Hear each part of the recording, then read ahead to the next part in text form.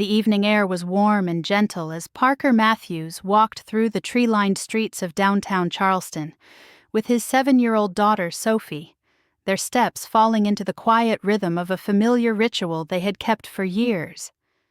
Thursday evening walks to get ice cream after her piano lessons. Sophie held his hand tightly as she chattered about her day at school, about her friend Emma's birthday party, and about the new song her teacher wanted her to learn, while Parker listened with the half-attention of a man whose mind was already drifting toward tomorrow's board meeting, the quarterly reports waiting on his desk,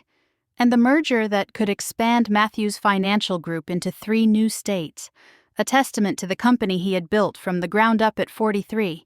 and now guarded with constant vigilance. "Daddy, look," Sophie said, tugging at his hand and pointing toward a colorful ice cream cart parked at the corner, its striped umbrella glowing softly beneath the streetlights,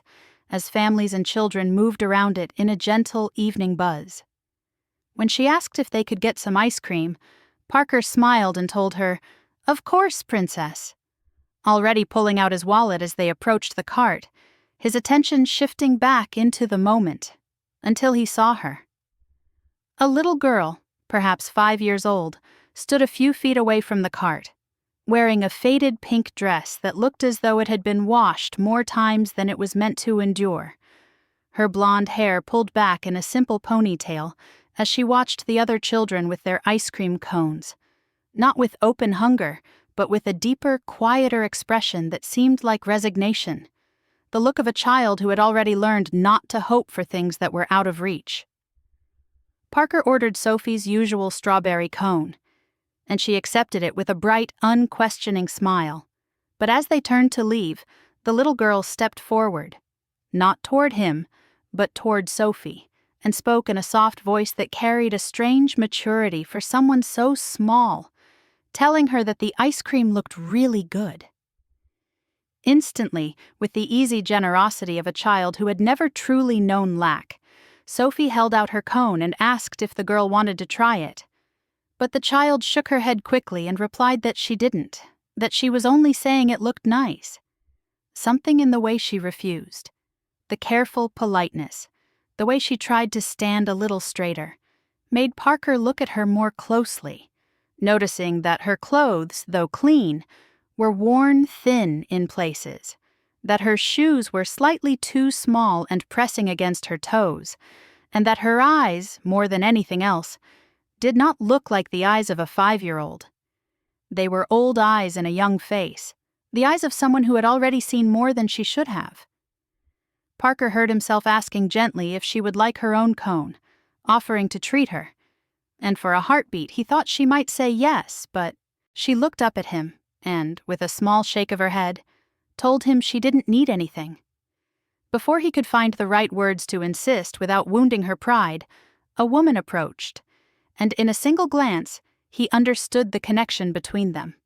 She was young, probably in her late 20s, with the same blonde hair as the girl, dressed in jeans and a simple white t-shirt, moving with the tired grace of someone who had spent the entire day on her feet, and when she spoke, gently reminding the girl, whom she called Lily,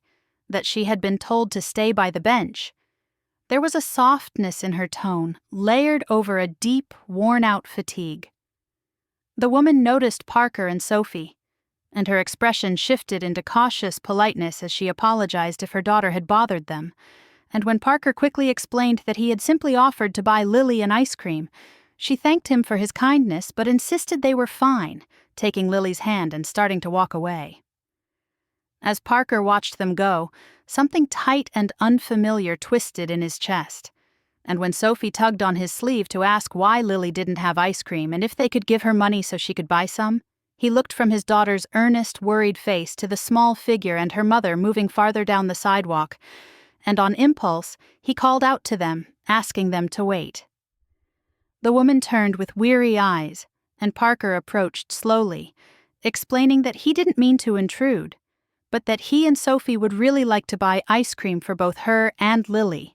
insisting that it would make his daughter happy. The woman hesitated, clearly weighing her pride against the simple pleasure of that offer, and Lily looked up at her mother with quiet, hopeful eyes as she whispered, "Please, Mama." Until finally the woman's resistance softened and she agreed,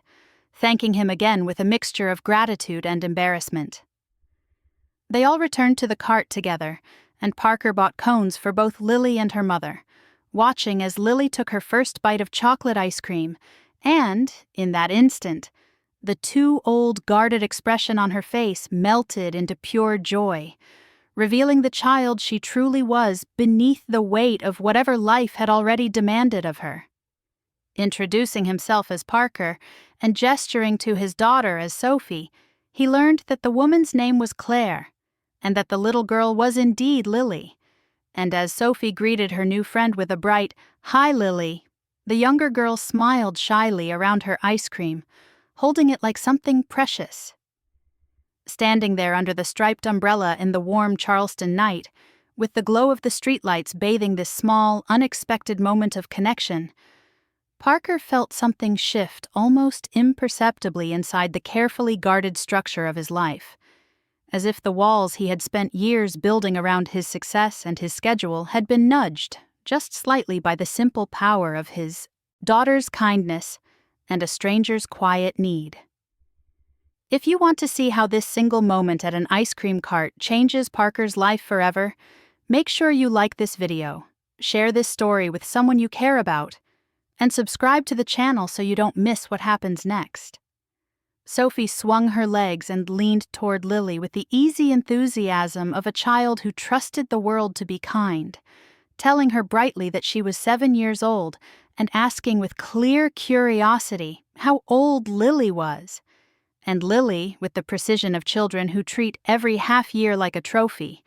answered that she was 5.5, then grinned as if that extra half made all the difference. For a few moments, the four of them lingered there in a small, awkward cluster of strangers,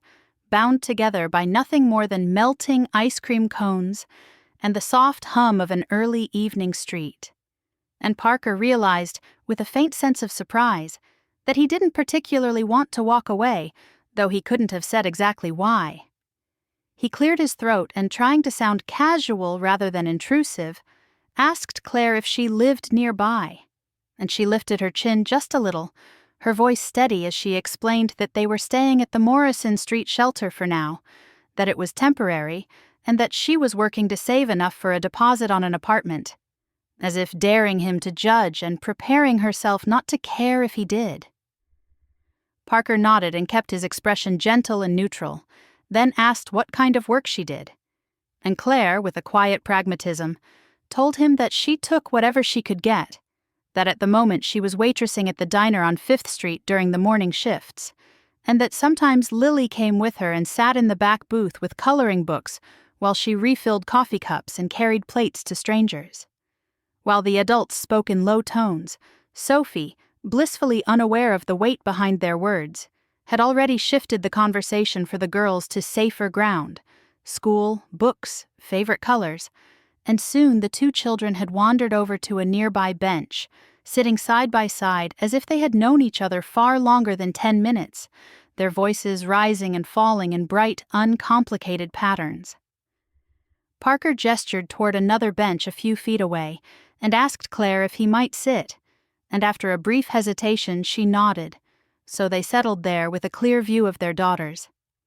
After a moment she admitted in a low voice that she usually didn't accept charity, that it made her uncomfortable, but that Lily so rarely asked for anything that when her daughter wanted to see the ice cream cart she hadn't had the heart to pull her away. Parker told her that it wasn't charity, that it was just ice cream, just a small pleasure on a warm night, and Claire gave him a faint, sad sort of smile as she answered that to him. Maybe it was just ice cream, but to them it was something more, a brief moment of normalcy, a reminder that life could still hold small treats. They let the quiet sit between them for a while until Parker, still watching Sophie and Lily laughing together, asked gently how she had ended up at the shelter, adding that she didn't have to answer if she didn't want to. Claire stayed silent so long that he wondered if he'd gone too far, but eventually she spoke in a voice that was soft yet steady, explaining that her husband had died 18 months earlier from a heart attack at just 32, leaving her with more grief than savings and no life insurance because they'd never been able to afford it. She told him that she had been working part-time as a dental assistant at the time, but that on her own she couldn't keep up with the rent, and that after he died she and Lily had bounced between friends' houses, never wanting to overstay their welcome, until finally she made the decision to go to the shelter. Temporary, she emphasized again, just until she could save enough for first month's rent and a deposit. Parker told her he was sorry, and he meant it in a way that went deeper than polite sympathy, and Claire gave a quiet, "thank you," before adding that they were managing, that Lily was strong and rarely complained. When Parker looked over at the little girl laughing at something Sophie had said, he told Claire that her daughter seemed like a wonderful child, and the way Claire answered, saying that Lily was everything to her, left no doubt about the depth of that love. As they continued to talk, Parker learned more pieces of Claire's story, how she'd once been studying to become a teacher, how she had gotten married and had Lily and put her own plans on hold to support her husband while he tried to start his own business, how after he died she had attempted to go back to school, but found it impossible to juggle tuition, full-time work, and single motherhood. The evening light softened around them, and Parker felt a strange reluctance to bring the conversation to a close. So finally he said carefully that his company was always looking for good people, and that if she was interested, he could help her find something more stable than restaurant work. Better hours, better pay, benefits that might actually make a difference. Claire looked at him with a wary mixture of hope and suspicion, and asked bluntly why he would do that for her. And Parker considered the question before answering simply that he could,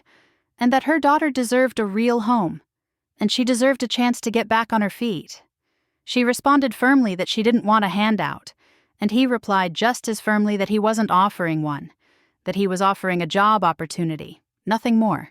that she would have to work for it like anyone else, but that he could at least make sure she got a fair shot at an interview. She studied his face, searching for the catch, and asked what his company was. When he told her, Matthews Financial Group, and mentioned that they had positions in different departments and that, with her background, she might do well in client relations or administrative support, her eyes widened as she realized exactly who he was. And she said slowly that he was that Parker Matthews, the CEO. He admitted that he was, and she shook her head in disbelief, saying she didn't understand why someone like him would do this for complete strangers.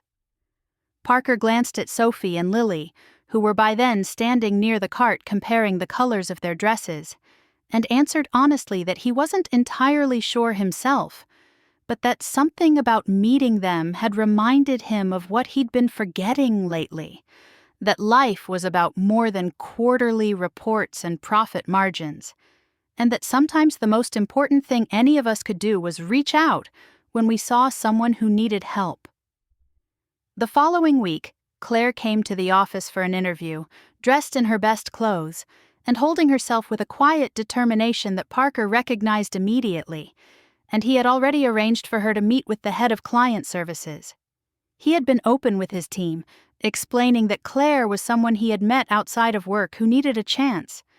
but making it clear that the hiring decision had to rest solely on her qualifications and performance. She ended up earning the job on her own merits, impressing the department head with her professionalism, poise with clients, and ability to understand new systems quickly,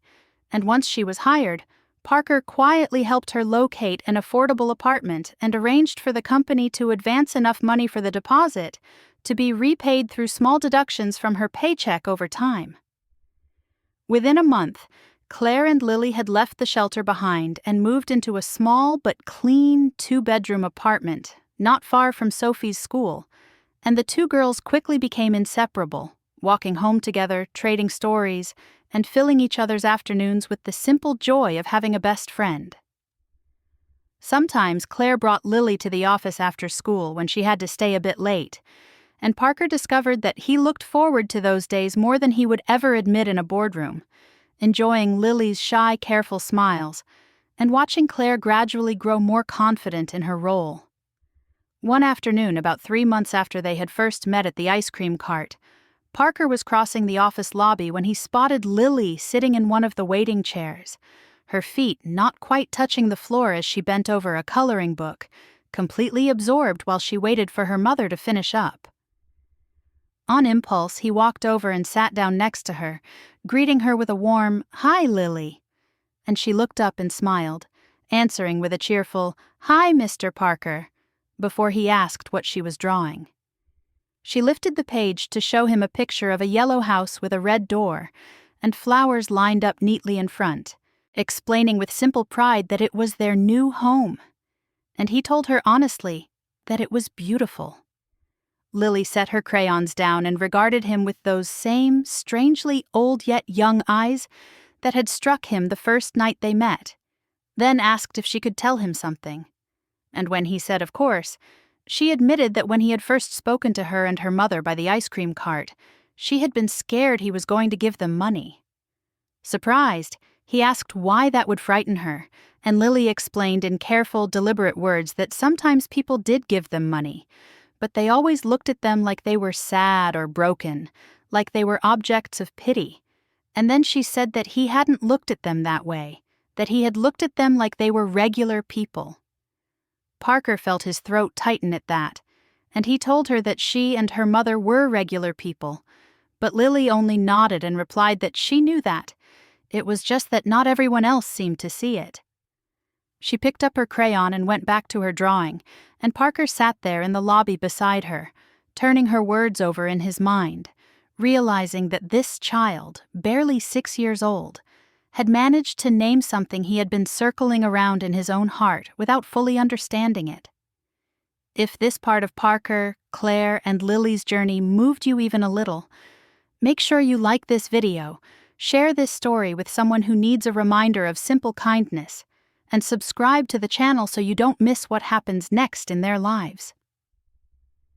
A few minutes later, Sophie burst into the lobby beside Claire, her backpack bouncing against her shoulders as she spotted Lily and sprinted the last few steps, throwing her arms around her friend with the dramatic enthusiasm of someone who acted like they'd been separated for days instead of just a few hours. Parker stood as they approached, and Claire offered him a grateful smile, thanking him for keeping an eye on Lily while she finished up at work,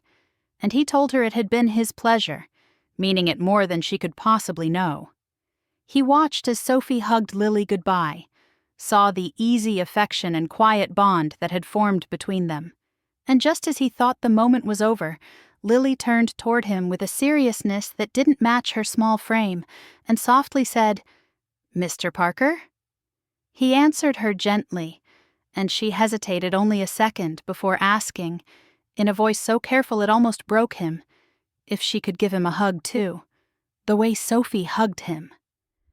Parker felt something crack open in his chest at that simple request, and he dropped to one knee so they were eye to eye as Lily stepped forward and wrapped her arms around his neck. It wasn't a quick, polite hug. She clung to him with quiet desperation, holding on as if he were something solid in a world that kept shifting underneath her feet. And in that moment he understood that she wasn't just hugging him, she was reaching for something she had been missing for a long time. When she finally pulled back, her eyes were wet with unshed tears as she whispered her thanks, not for the job or the apartment or any of the things adults thought mattered most, but for the hug itself, telling him that she hadn't had a daddy hug in so long. Parker's throat closed up and words refused to come. All he could do was pull her into his arms again, holding her as if he could somehow make up for all the years she'd gone without that feeling. Over her shoulder, he saw Claire standing with her hand pressed over her mouth, tears streaming silently down her cheeks, her gratitude and heartache written plainly on her face. Before the silence could grow heavy, Sophie, with the effortless emotional instinct of a child who had always known she was loved, stepped forward and wrapped her arms around both of them, announcing in a matter-of-fact tone that Lily could share her daddy because he gave really good hugs and had plenty to spare. In that small, tangled embrace in the middle of an office lobby, Parker felt the shape of his life tilt in a way he couldn't ignore. That night, after Sophie had fallen asleep and the house had gone quiet, Parker sat alone in his study, replaying Lily's words in his mind, especially the ones that hit hardest, that she didn't need money, she just needed a hug, like the one his daughter got every day. He thought about the years he had spent building an empire, stacking achievements and wealth and status on top of each other like trophies, convinced that each new success proved something about who he was and what he was worth. By every conventional measure, he had won the game. Yet a 5-year-old girl had cut straight through all of it and reminded him that the things that truly matter, love, connection, the simple comfort of being held and believed in, would never appear on a balance sheet. They couldn't be bought or traded or outsourced. His thoughts drifted back to his own childhood and to his father, a man who had been physically present, but emotionally absent, always working, always chasing the next deal, always insisting that everything he did was for the family, while never actually being with the family. Parker had sworn to himself that he would be different, that he would be present for Sophie in all the ways his father had not been for him. Yet lately he'd felt the old patterns creeping back in. Late nights at the office, distracted conversations, their walks slowly becoming just another task wedged between meetings. Sitting there, in the soft light of his study, he realized that Lily had given him an unexpected gift. She had held up a mirror and shown him that he still had a chance to choose differently, that he hadn't yet run out of time to become the father Sophie truly deserved and the man he had always hoped he might be. In the months that followed, Parker found himself spending more and more time with Claire and Lily. What had begun as a spontaneous act of kindness, a charitable impulse, as he might once have labeled it, evolved into something far deeper and more genuine. He came to see Claire not as someone he had rescued, but as a woman whose intelligence, resilience, and quiet strength impressed him more with each passing week, someone who refused to be defined by her hardest days.